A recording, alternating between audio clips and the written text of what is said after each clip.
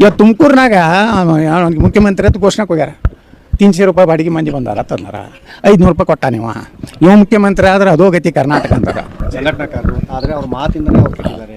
ಅದಕ್ಕೆ ಅವ್ರು ಮಾತಾಡೋದು ಬಿಟ್ಟರೆ ಸಾಕು, ಈಗ ಮತ್ತೆ BJP ಚಾಲು. ನಾ ಮಾತಾಡೋನೆ, ಜನರಿಗೆ ಅನ್ಯಾಯ ಆದಾಗ ಮಾತಾಡೋನೆ, ನಾ ಪ್ರತಿಭಟನೆ ಮಾಡವನೆ.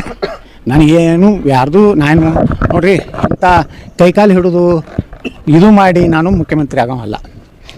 ಜನ ನೇರವಾಗಿಯೇ ಮಾತಾಡೋನೆ. ನೀವು ಹಿಂಗೆ ಇರ್ತಾರ್ರಿ ಮಂಡ್ಯದಾಗ ಎಲ್ಲರೂ ಒಂದು ಹೋಟೆಲ್ದಾಗ ಚಾ ಕುಡ್ಲಿಕ್ಕೆ ನೀವು ಎತ್ನಾಳಲ್ಲ ಸರ್ ನೀವು ಹೀಗೆ ರೀ, ಇನ್ನೂ ಚೇಂಜ್ ಆಗಬೇಡ. ನೀವು ಮುಖ್ಯಮಂತ್ರಿ ಆಗೋದು ಗ್ಯಾರಂಟಿ ಇರ್ತಾರೆ. ಯಾರು ಪಾಪ ಮುಗ್ಧ ಅವರು ಹೋಟೆಲ್ಗೆ ಚಾ ಕುಡ್ಲಿಕ್ಕೆ ಬಂದಿರ್ತಾರೆ, ನಾನು ಅಲ್ಲಿ ಹೋಗಿರ್ತೀನಿ.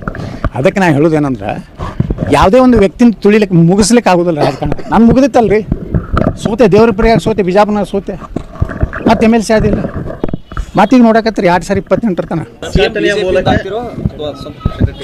ಒಟ್ಟು ನಾನು ಕರ್ನಾಟಕದ ಮುಖ್ಯಮಂತ್ರಿ ಆಗ್ತೇನೆ.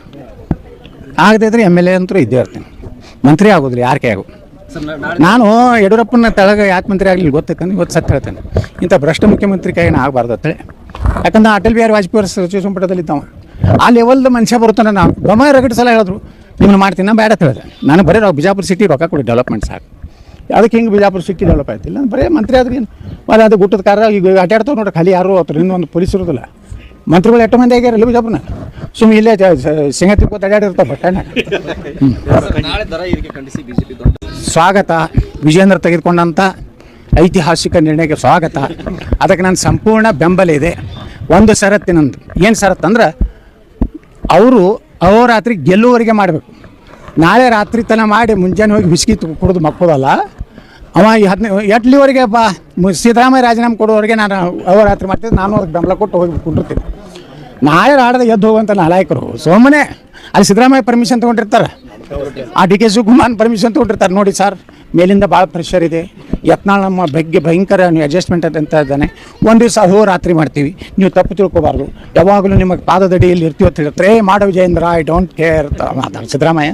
ಎಸ್ ಆಮೇಲೆ DK ಶಿವಕುಮಾರ್ ಫೋನ್ ಮಾಡ್ತಾರೆ, ಅವನಿಗೆ ಹೇಳ್ತಾರೆ DK ಶಿವಕುಮಾರ್ ನೋಡಿ ಹಿಂಗೆ ಮಾಡಪ್ಪ ನಮ್ಮ ಭಿಕ್ಷೆಯಿಂದಲೇ ನೀನು MLA ಆಗಿದ್ದು ಮಿಸ್ಟರ್ ವಿಜೇಂದ್ರ ಅವ ಹೇಳ್ತಾನೆ. ಸರ್ ನಿಮ್ಮ ಆಶೀರ್ವಾದ ಸದಾ ಇರಲಿ ಅಂತೇಳಿ ರಾತ್ರಿ ಹೋಗಿ ಎಲ್ಲ ನಮಸ್ಕಾರ ಮಾಡಿ ಬಂದು ಮುಂಜಾನೆ ಅಹೋರಾತ್ರಿ ಏನು ಅಹೋರಾತ್ರಿ ಒಂದು ದಿವ್ಸ ಕೂತ್ರೆ ಏನಾಗೋದೈತೆ ರೀ. ಕುಂಡ್ರಲ್ಲಿ ಒಂದು ತಿಂಗಳ ನಾನು ಹೋಗಿ ಕುಂಡಿರ್ತೀನಿ. ಅವ ಒಂದು ತಿಂಗಳ ಅಹೋರಾತ್ರಿ ಅಂತ ಹೇಳಿ ನಾನು ಮರುದಿವ್ಸ ಬೆಂಬಲ ಕೊಟ್ಕೊಂಡಿರ್ತೀನಿ. ತಿದ್ದುಪಡಿಯನ್ನು ವಿರೋಧಿಸಿ ಕಪ್ಪು ಬಟ್ಟೆ ಹಾಕೊಂಡು ಮಾಡ್ರಿ, ಏನು ಬೇಕಾದ್ರೆ ಮಾಡಲಿ. ನಮ್ಮ ದೇಶ ಉಳಿಬೇಕು, ಹಿಂದೂಗಳು ಉಳಿಬೇಕಂದ್ರೆ ವಕಫ್ ಕಾನೂನು ಹೋಗ್ಬೇಕು. ಈ ದೇಶದಲ್ಲಿ ನಮ್ಮ ಪ್ರಧಾನಮಂತ್ರಿ ಕನಸಾದಂಥ ಕಾಮನ್ ಸಿವಿಲ್ ಕೋಡ್, ಸಮಾನ ನಾಗರಿಕತೆ ಬರಬೇಕು. ಎರಡೇ ಮಕ್ಕಳು ಹಿಡಿದು ಒಂದೇ ಲಗ್ನ ಆಗೋದು ಎಲ್ಲರಿಗೂ.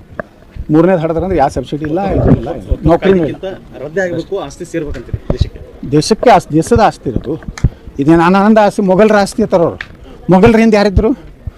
ಪ್ರಭು ಶ್ರೀ ರಾಮಚಂದ್ರ ಇದ್ದ, ಪಾಂಡವರು ಇದ್ರು, ಅವ್ರ ಆಸ್ತಿ ಇದು. ಅವರ ವಂಶಸ್ಥರು ಯಾರು? ನಾವೆಲ್ಲ ಹಿಂದೂಗಳು. ಇವರೆಲ್ಲ ರೊಕ್ಕಕ್ಕೆ ಇದಕ್ಕೆ ಏನು ಖಡ್ಗಕ್ಕೂ ಕನ್ವರ್ಟ್ ಆದವರು. ನಾವು ಏನು ಹಿಂದೂಗಳು ದೇಶನಾಗ ಏನು ಉಳಿದಾರ ಒರಿಜಿನಲ್ ನಮ್ಮ ಮುತ್ಯಾನುಗಳು ಎಷ್ಟು ಅವ್ರಿಗೂ ತೊಂದರೆ ಆಗಿರ್ಬೇಕು. ಅವಾಗ ಮೊಘಲರು, ಆದಿಲ್ ಶಾಹಿ, ನಿಜಾಮ್ ಶಾಹಿ ಇವ್ರು ಎಲ್ಲರೂ ಎದುರು ಕಟ್ಕೊಂಡು ನಮ್ಮ ದೇಶನಾಗ ಇಟ್ಟು ಹಿಂದೂಗಳು ಉಳಿದಾರಂದ್ರೆ ಆ ಪೀಳಿಗೆಯಿಂದ ಆ ಸಂತತಿಯವ್ರು ನಾವು.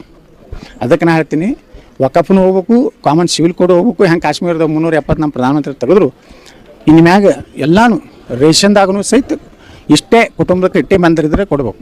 ಅದನ್ನು SC ST ಗಳಿಗೂ ಇದು ಮಾಡಬಾರ್ದು, ಆ ಲಿಮಿಟ್ ಹಾಕ್ಬಾರ್ದು. ಯಾಕಂದ್ರೆ ಎಲ್ಲ ಹೆಚ್ಚು ಕಡಿಮೆ ಎಲ್ಲ ನಮ್ಮಲ್ಲಿ ಈಗ 2ಕ್ಕಿಂತ ಯಾರು ಹೆಚ್ಚು ಹಡೆಯಲಾಗಾರ. ಅವ್ರು 25 ಹಡ್ದಿರ್ತಾರೆ, 5 ಲಗ್ನ ಆಗಿರ್ತಾರೆ. ಮೊನ್ನೆ ತನಕ 24 ಜನ ಕೊಟ್ಟು 24. ಅದಕ್ಕಿಂತ ಕೆಟ್ಟ ಅಂದ್ರೆ ಅವ್ರ ಮಗಳನ್ನೇ ಹಾಕ್ತಾರೆ. ಅದಕ್ಕಿಂತ ಏನು ಹೇಳೋದೈತಿ.